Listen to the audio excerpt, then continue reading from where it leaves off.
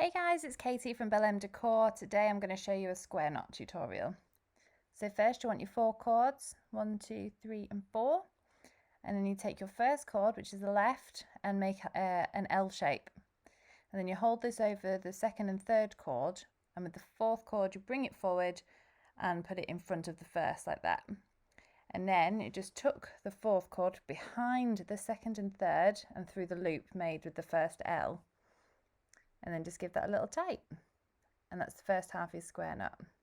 And now we do the same the other way, but this time it's a backward L with the fourth cord, and you put the first cord around the back of the second and third and through the loop, and there is a beautiful square knot.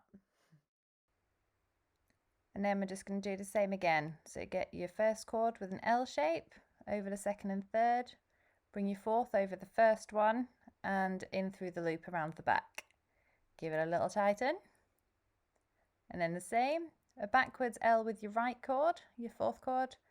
Your first cord then goes around the second and third and through the loop, and then you can just do that for a third time like so.